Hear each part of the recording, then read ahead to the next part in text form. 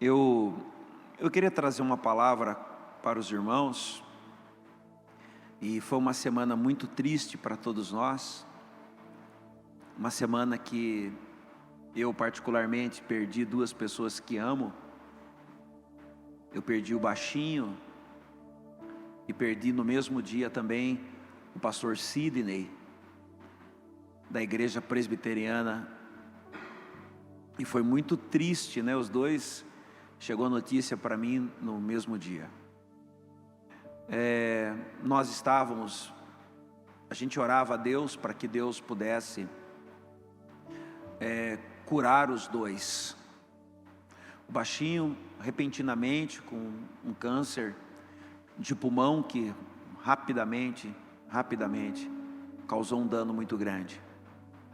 E o pastor Sidney, um amigo meu, dos mais saudáveis, que pratica bike comigo, e deu um tumor no cérebro e levou ele também rapidamente no mesmo dia. Eu estava orando todos esses meses, e todas as armas que eu tinha de oração eu apliquei. Eu usei a minha fé, que não é grande. Eu declarei em nome de Jesus a cura.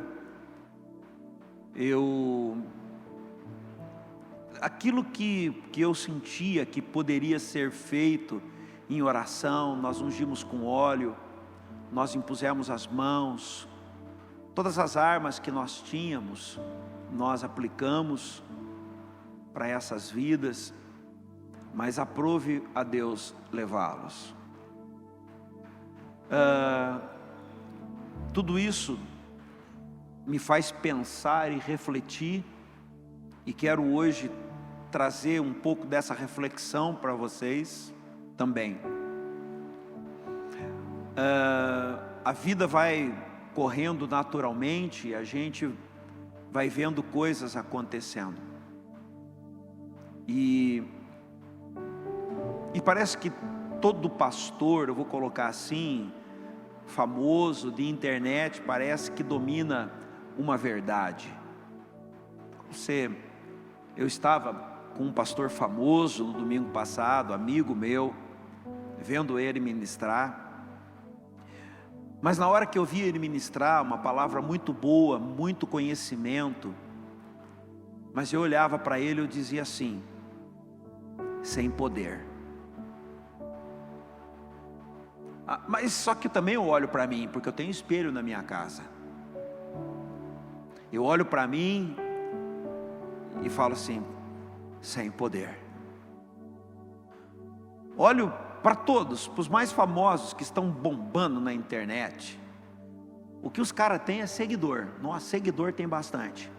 Palavras maravilhosas, músicas lindíssimas. Mas a igreja vive um momento de que o poder não está sendo manifesto. Isso é um fato.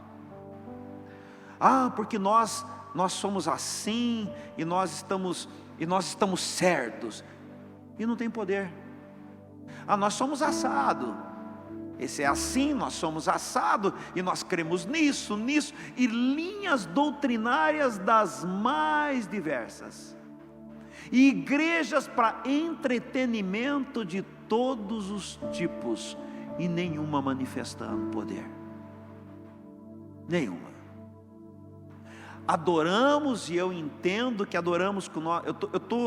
Me perdoe, eu estou expondo, abrindo um coração. Espero que vocês tenham maturidade para entender, porque isso não invalida em nada quem Deus é e o seu poder, porque Deus é poderoso, a igreja é doente, porque Deus é verdadeiro e nós mentirosos. Obviamente que diante de tudo o que está acontecendo e não havendo manifestação, eu particularmente não acredito em linha mais nenhuma de pensamento superior à outra. Nós somos todos como ovelhas ou como um boi indo para o matadouro, e cada um na sua hora vai mesmo. Não tem conversa. A igreja deveria manifestar o poder de Deus, mas o poder de Deus não está acontecendo.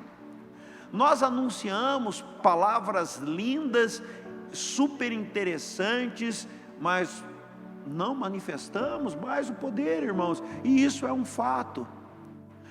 A gente que viveu a década de 80 e a década de 90, via mais poder do que temos visto hoje, e tínhamos menos conhecimento do que temos hoje, entendíamos menos até da Bíblia do que entendemos hoje, buscávamos a presença do Espírito e tínhamos ânimo e vontade de buscar a Deus. Eu já disse isso, repito, nós temos outras prioridades e Deus não está em primeiro lugar nas nossas prioridades. A nossa prioridade hoje está em ganhar dinheiro, em satisfazer a nossa vida, e queremos incluir Deus nisso, para que de alguma forma Deus possa nos ajudar a ganhar dinheiro e ter a nossa vida mais feliz. A busca por Deus não é mais a busca pela cruz e pelo caminho de Cristo, mas a busca de Deus está simplesmente voltada em algo que agrade a minha alma. Eu troco de igreja do mesmo jeito que eu troco de roupa, desde que a igreja que eu estou indo satisfaça as minhas necessidades.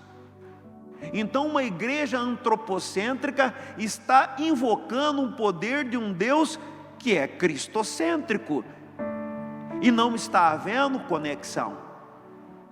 Choramos, pedimos, Deus na sua misericórdia opera, faz coisas ainda, mas eu lembro de uma música, Jojo, que dizia assim, que o muito que nós temos visto não passa de gotas, né? Ó, faz chover, Senhor. Mas essa música dizia isso. Ele clamava por chuvas, porque não passa de gotas o que nós estamos vendo. E isso não me desanima com Deus, mas me traz uma realidade, uma verdade. Eu não posso viver enganado. É fato que a vida que nós estamos levando não manifesta o poder de Deus.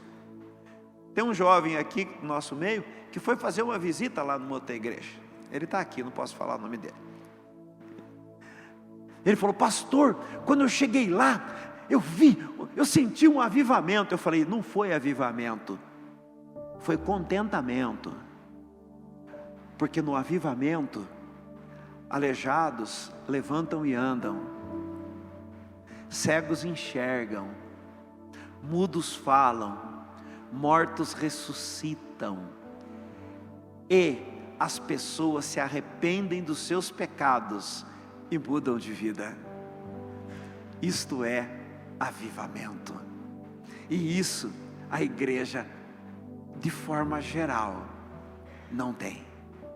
Jesus disse para os fariseus: vocês, quando fazem um judeu semelhante a vocês, eles se tornam filhos do inferno, muito pior do que vocês. Vocês querem converter pessoas ao judaísmo, e ao invés deles serem pessoas boas, eles se tornam filhos do diabo. Foi Jesus que disse isso para os judeus. Será que nós temos essa dificuldade de converter pessoas para Cristo, porque talvez o modelo que nós somos, a forma que nós estamos imprimindo, não reflete quem é Cristo, mas reflete quem nós somos? E Deus não se agrada disso, porque Ele não quer fazer formas nossas, Ele quer fazer formas de Cristo, do Filho.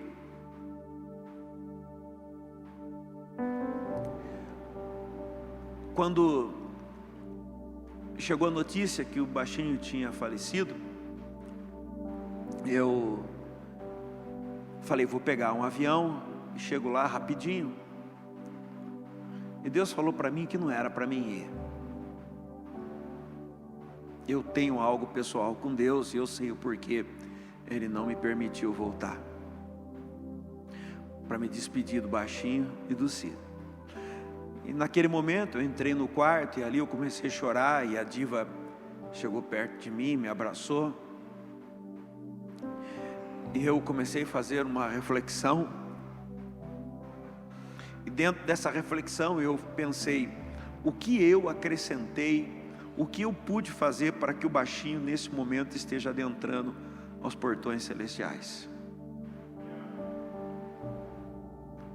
Já que poder não tem sido manifesto, algo tem que ser manifesto.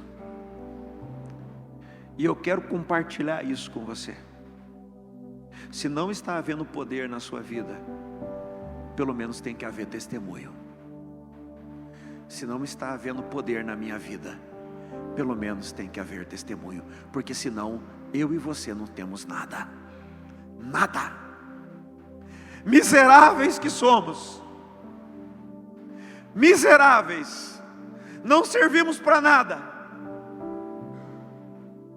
Porque se não pudermos contribuir com alguma coisa na vida das pessoas.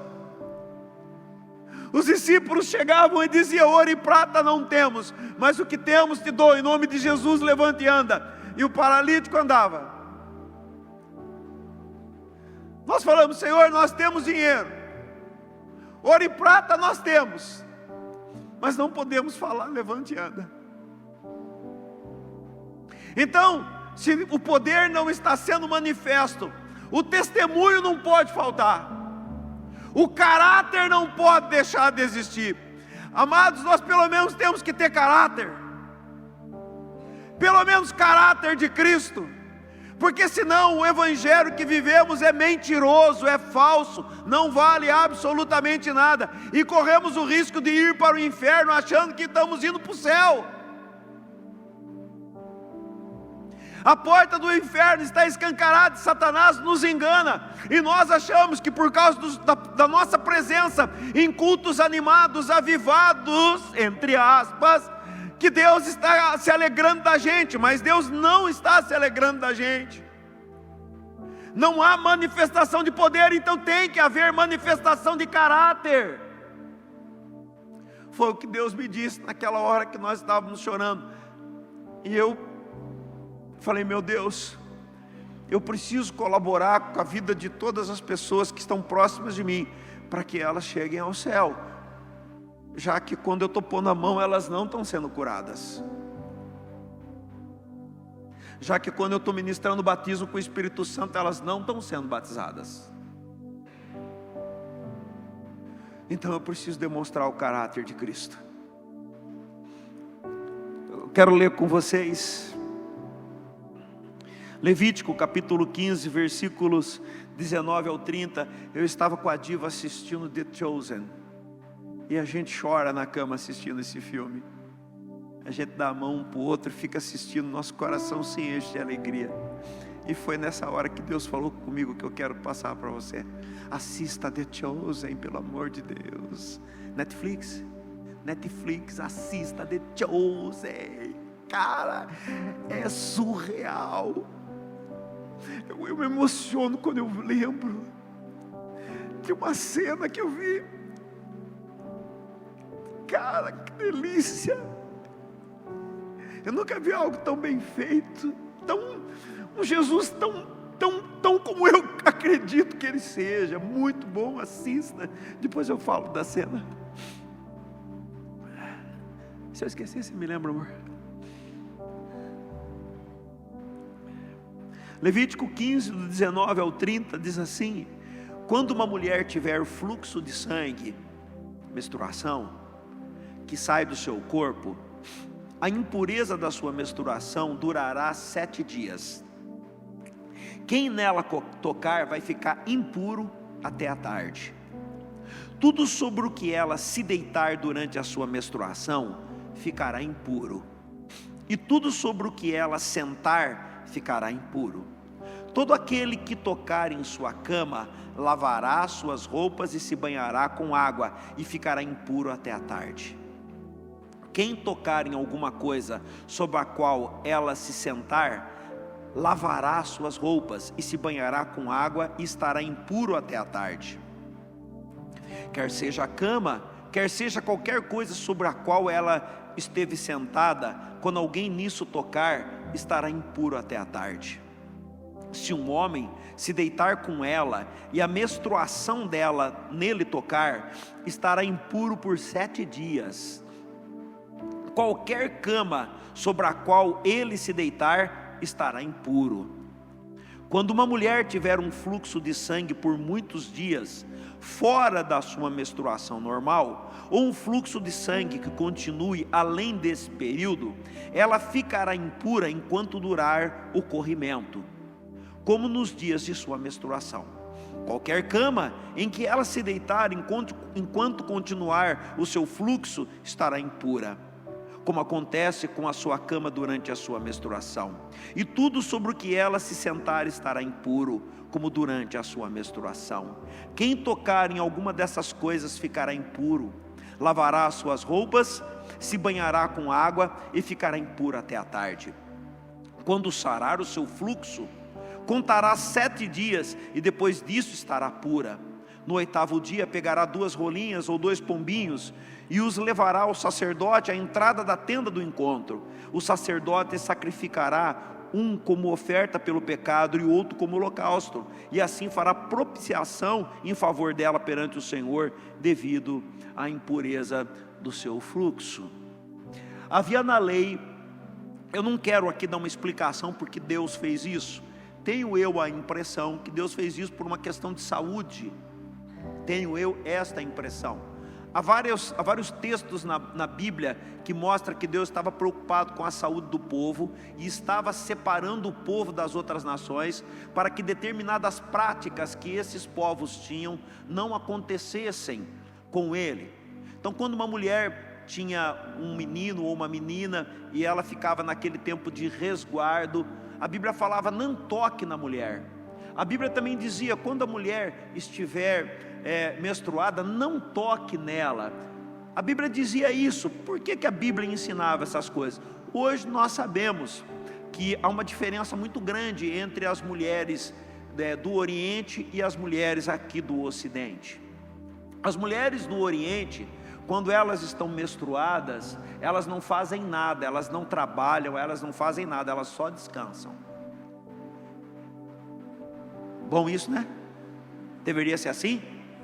Não deveria? Vocês concordam? Eu também acho. Aí o que acontece? Descobriram isso daí, eu vi de uma médica ministrando num seminário, que quando uma mulher lá do Oriente entra na menopausa, não acontece nada com ela. Ela tem uma menopausa como se não acontecesse nada, ela não precisa de reposição hormonal, ela não precisa de nada. E as mulheres do Ocidente precisam. As mulheres do Ocidente, quando entram na menopausa, precisam fazer reposição, tem uma série de problemas. E ela atribui esse fato ao fato de Deus conhecer bem o ser humano e falar assim: se a mulher tiver esse tipo de vida, ela vai ter mais saúde. Ela vai ter mais saúde. Eu estou colocando aqui uma teoria de um médico, de uma médica, na verdade. Eu não estou colocando isso como uma verdade absoluta. Não sou médico, nem cientista, mas ouvi isso. O fato é que quando a mulher tinha esse fluxo de sangue, a Bíblia dizia e colocava ela num estado de impura. Mas não era só a mulher, o homem também, se ele tivesse uma poluição noturna, ele também estaria impuro. Mas eu quero tocar especificamente nesse texto porque ele atinge Jesus. Então, quando uma mulher estava menstruada, qualquer pessoa que tocasse nessa mulher, ou essa mulher tocasse nessa pessoa, ela estava impura. Essa pessoa se tornava impura também. E o que ela tocasse se tornava impuro. Essa era uma regra que Deus havia estabelecido, que eu entendo que ele estava preocupado com a saúde, para que não houvesse nenhum tipo de contaminação. Assim entendo eu. O fato é que ele é o Senhor, e na lei, não na graça, ele havia estabelecido que deveria ser assim. O problema é que o judeu interpretava erroneamente a lei. Deus, quando fez a lei, ele esperava que se aplicasse misericórdia. Por isso que a palavra diz: espero que você entenda que eu quero misericórdia e não sacrifício. A misericórdia é mais importante que o sacrifício. O judeu, por não entender o que é misericórdia, julgava mal as pessoas que estavam, por exemplo, aquela mulher do fluxo de sangue, que tocou em Jesus. Nós vamos ler esse texto. Qual é o problema? Quando essa mulher toca em Jesus, ela não poderia fazer isso, porque ela estava impura. Ela não poderia tocar em ninguém, era o que a lei estabelecia. Então, quando essa mulher andava pela rua, ela tinha que se manter afastada de todas as pessoas, porque se alguém descobrisse que ela, estando com sangue, estava tocando em pessoas, ela poderia morrer. Esta era a lei, e o judeu não entendia isso, e ele julgava essa mulher. Ele tinha no coração dele um sentimento ruim. E quando uma mulher tinha um fluxo de sangue, que era além de sua menstruação, mas uma doença, ele não tinha misericórdia, ele gritava: impura, impura, impura, porque não havia misericórdia. E vem Jesus e aplica o quê? Misericórdia, acima da lei. Mas não é só isso. Números capítulo 19, versículo do 11 ao 15. Quem tocar em um cadáver humano ficará impuro durante 7 dias. Deverá purificar-se com essa água no 3º e no 7º dia. Morreu alguém dentro da casa, as pessoas da casa estão impuras. Teria que se banhar no 3º e no último dia, tá ok? Aí sim estaria puro. Mas se não se purificar no 3º e no 7º dias, não estará puro. Quem tocar num cadáver humano e não se purificar, contamina o tabernáculo do Senhor e será eliminado de Israel. Ele não podia ir para a igreja. Se tivesse alguma pessoa que morreu e ele estava dentro daquele ambiente, ou tocou em alguém, sequer ele podia ir para o tabernáculo. E ele era considerado impuro. E se alguém soubesse que ele tocou em algum morto e tocou em alguém, ele teria problemas diante de Israel. Tá ok? Ficará impuro porque a água da purificação não foi derramada sobre ele, sua impureza permanece sobre ele. Esta é a lei que se aplica quando alguém morre dentro de uma tenda ou de uma casa. Quem entrar na tenda e quem nela estiver ficará impuro 7 dias, e qualquer recipiente que não estiver bem fechado ficará impuro também. Entendo eu que Deus estava preocupado com a saúde do povo e estabeleceu isso, mas o judeu não interpretava dessa forma. Interpretava impureza como um pecado, como alguém que estava amaldiçoado. Então, se morria alguém naquela casa, que iria acontecer com qualquer pessoa, e aquela pessoa estando dentro daquele ambiente, tocasse em alguém, ele teria problemas. É difícil compreender o que Deus tinha em mente, quando Deus diz que o mesmo Deus do Velho Testamento é o Deus do Novo Testamento. O problema era como os religiosos interpretavam o que Deus queria. Eles passavam por cima da misericórdia. Uma mulher com fluxo de sangue era tratada como um leproso, que também tinha o mesmo tipo de tratamento, era considerado amaldiçoado, ou um morto dentro de casa. Então, tanto o morto, como a mulher que tinha um fluxo de sangue, contaminava qualquer pessoa. Então agora eu quero colocar o texto de Jesus, que está eu vou ler inteiro em Marcos capítulo 5, 21 ao 43, é importante a gente entender os detalhes desse texto. A palavra é curta, irmão, já estou quase acabando, acho. Tendo Jesus voltado de barco para outra margem, uma grande multidão se reuniu ao seu redor. Quando ele estava à beira do mar, então chegou ali um dos dirigentes da sinagoga, chamado Jairo. Vendo Jesus, prostrou-se aos pés, ele implorou insistentemente: minha filha está morrendo, vem por favor e impõe as mãos sobre ela, para que ela seja curada e viva. e Jesus foi com ele. Uma grande multidão o seguia e o comprimia, e estava ali certa mulher que havia 12 anos em um estado que ela não podia estar pura, 12 anos sem poder tocar em ninguém, 12 anos sem poder ir para a igreja. É muito tempo que ela sofria de hemorragia, 12 anos de impureza. Ela padecera muito sob os cuidados de vários médicos e gastara tudo o que tinha, mas em vez de melhorar, ela piorava. Quando ouviu falar de Jesus, chegou por detrás dele, no meio da multidão, e tocou em seu manto, porque pensava: se eu tão somente tocar em seu manto, eu ficarei curada. Ela não podia fazer isso.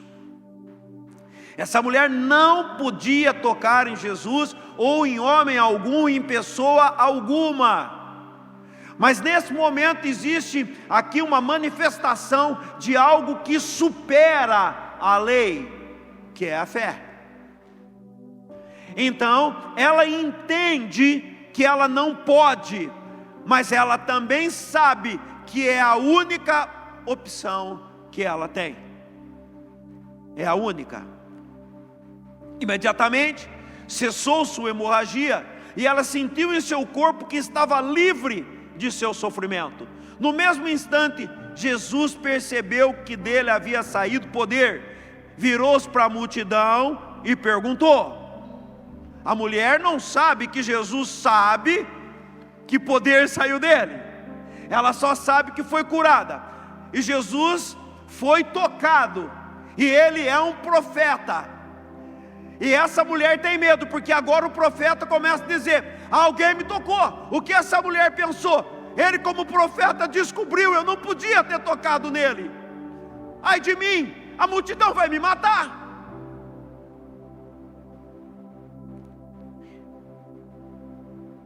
Quem me tocou? Quem tocou no meu manto? Responderam os discípulos. Vê a multidão aglomerada ao teu redor e ainda pergunta: quem tocou em mim? Mas Jesus continuou olhando ao redor para ver quem tinha feito aquilo. Então a mulher, sabendo o que lhe tinha acontecido, aproximou, prostou-se aos seus pés e, tremendo de medo, contou-lhe toda a verdade. A lei seria dura contra ela, a interpretação judaica era terrível contra ela, mas ela prostra aos pés de Jesus com muito medo. Mas Jesus diz para ela: filha,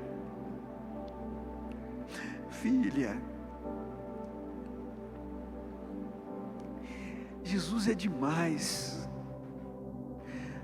a tua fé te curou, vá em paz e fique livre do teu sofrimento.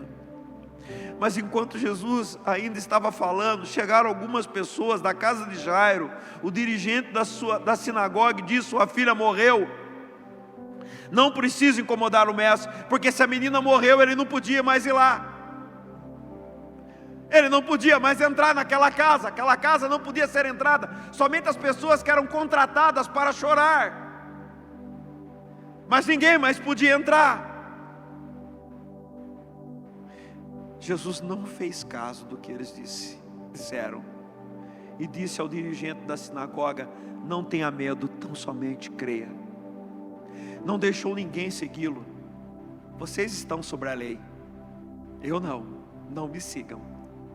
Eu vou. Levou Pedro, Tiago e João, irmão de Tiago. Quando chegaram à casa do dirigente da sinagoga, Jesus viu um alvoroço, com gente chorando, se lamentando em alta voz. Entrou e lhes disse: por que todo esse alvoroço e lamento? A criança não está morta, mas dorme. E todos começaram a rir de Jesus. Eles, porém, ordenou que saíssem todos. Tomou consigo o pai e a mãe da criança e os discípulos, os 3 que com ele estavam.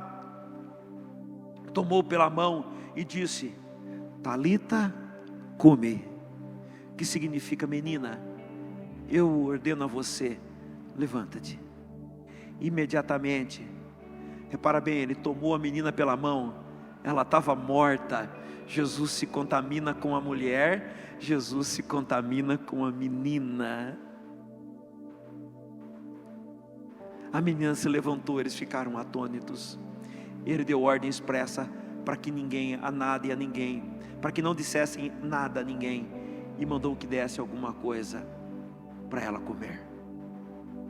Jesus faz exatamente no mesmo momento duas situações que o condenaria.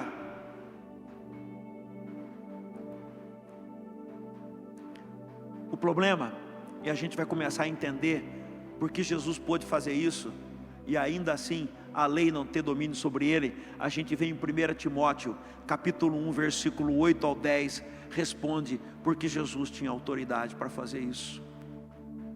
Olha o que a palavra diz: sabemos que a lei é boa. Então a lei que ali estava estabelecida, que não podia tocar no morto, da mulher menstruada, ela não era uma coisa ruim, ela era uma coisa boa. A interpretação estava errada, mas não era uma coisa ruim, era para preservar a saúde das pessoas.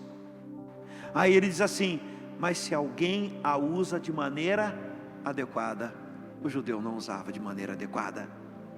Também sabemos, olha agora aqui está a resposta, porque Jesus podia fazer isso. Também sabemos que ela não é feita para justos.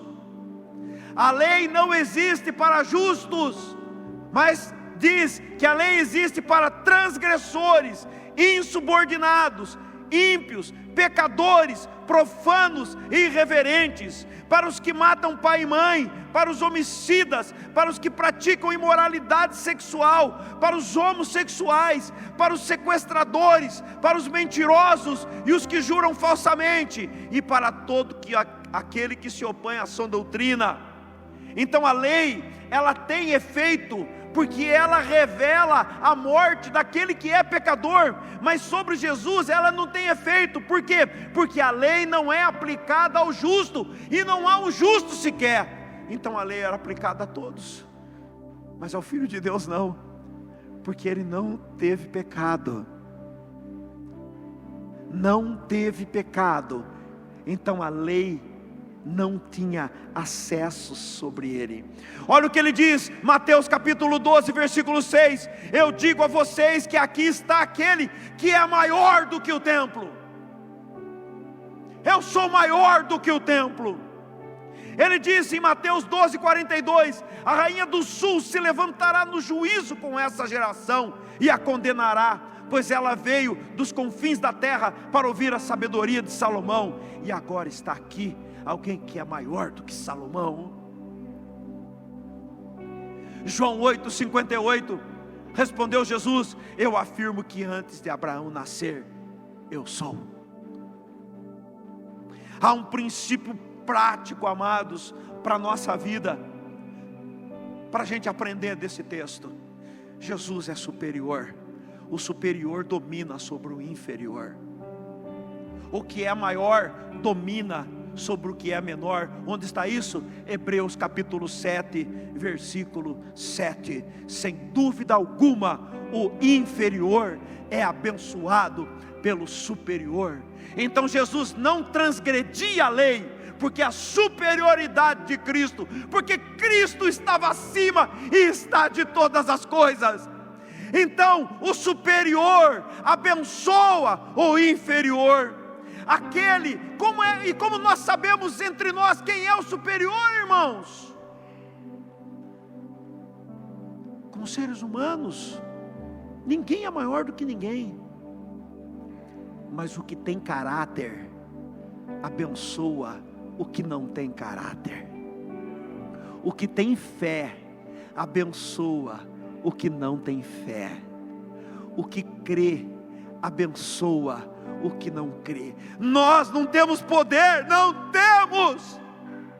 Eu não sei quando Deus derramará sobre nós, mas nós temos que ter algo melhor do que esse mundo, para poder abençoar esse mundo.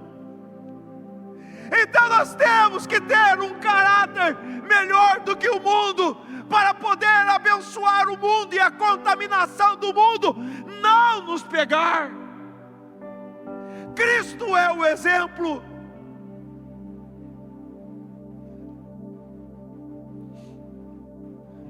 1 Coríntios capítulo 7, 14, diz que a mulher crente abençoa filhos e maridos que não são crentes. É o princípio do caráter cristão, daquele que é maior sobre aquele que é menor.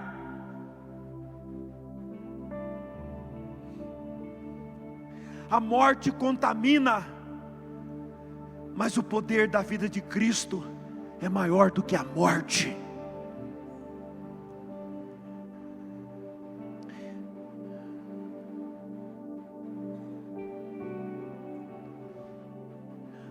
Se a contaminação do mundo e a morte que nele está sendo mais forte do que o que está em mim, será que realmente é Cristo que está em mim? Reflitam, que ninguém os julgue, mas que cada um faça essa reflexão. Se sou influenciado não por Cristo, mas pelo que me cerca, porventura, será que Cristo realmente habita em mim? Ou melhor, será que Ele reina sobre mim? Eu não tenho como medir se Cristo habita em você ou não. Você não tem como medir. Mas a gente consegue saber se Ele reina ou não. Se Ele reina ou não, dá para perceber. Porque quando Cristo reina em mim, Ele reina em mim, o mundo não me contamina. Porque a minha mente está nele. O meu coração é linkado com a minha mente, e todo o meu corpo transborda disso.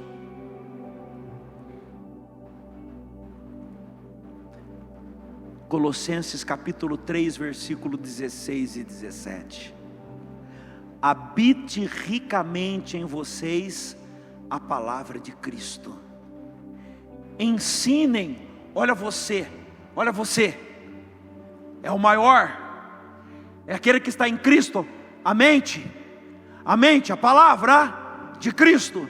Você lê a palavra, você não lê a palavra porque é agradável ler a palavra. Você começa a ler, nem vontade você não tem, mas você tem um objetivo, e o objetivo é que a tua mente seja a mente de Cristo. E como você pode ter a mente de Cristo sem a palavra? Sem a palavra. Então a palavra que eu como alimenta a minha mente, linka com o meu coração e transforma todo o meu ser. Então o mundo não me atinge, porque é Cristo que domina sobre mim.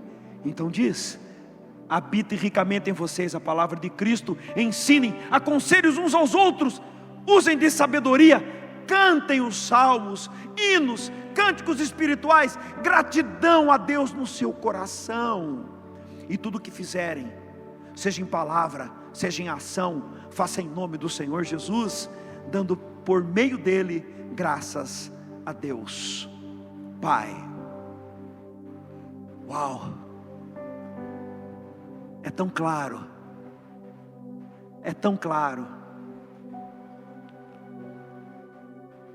como a palavra de Cristo habitará em mim se eu não tenho contato com ela? Amado, aquilo que me domina primeiro a minha mente, e depois o meu coração, e logo dominará toda a minha vida. O Salmo 1, e eu estou terminando, no versículo 2 diz assim: como é feliz aquele que não segue o conselho do ímpio. Sabe o que é o conselho do ímpio?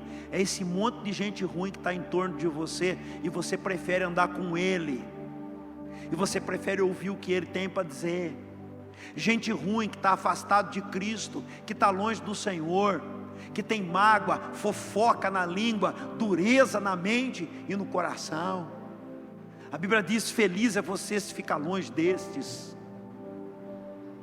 Não siga o caminho deles, não imite a conduta dos pecadores, nem fique sentado com ele, contando piada, tendo momentos de comunhão e de alegria, que ele chama de roda de escarnecedores ou de zombadores. Ao contrário, a satisfação do homem que tem domínio está na lei do Senhor, na palavra, e nela medita de dia e de noite.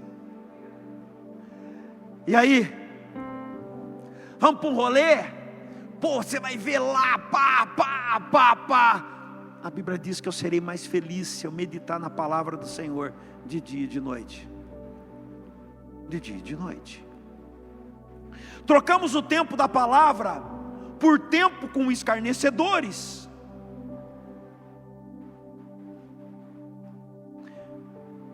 Quem são os amigos? Quem anda com você? Estão te influenciando, irmão, e não é você que está influenciando eles. Isso tem alguma coisa que está dizendo que está faltando dentro da gente. Quem anda com você te conduz para onde? E você conduziu para onde? Você está andando em vários caminhos com várias pessoas, e Jesus disse que não era para tirar você do mundo, mas que tinha que te livrar do mal. No entanto, você está escolhendo andar com pessoas que estão te levando no mal, no qual Jesus disse que Ele queria te livrar. Então, o mundo começa a te influenciar e não você influenciar o mundo. Isso mostra uma verdade doída, que pessoas passarão por você e irão para o inferno, e nós não podemos fazer nada para impactar as suas vidas. Nada.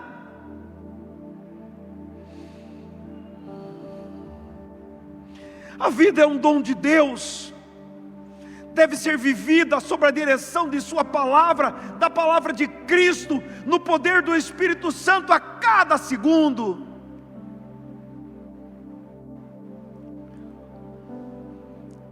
Moisés dá para o povo uma ordem,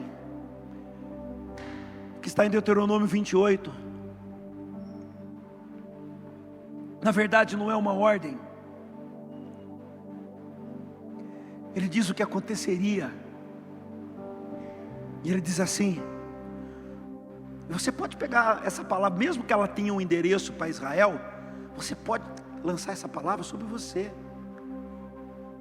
Olha só, o Senhor fará de vocês um povo santo, conforme prometeu sob juramento, se obedecerem os mandamentos do Senhor, o seu Deus, e andarem nos caminhos dele.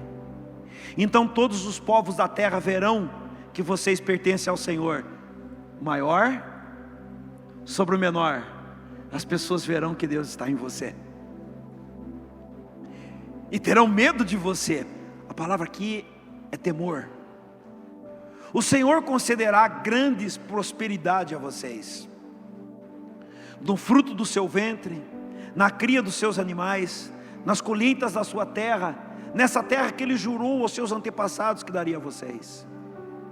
O Senhor abrirá o céu, o depósito do tesouro, para enviar chuva à sua terra no devido tempo, e para abençoar todo o trabalho das suas mãos.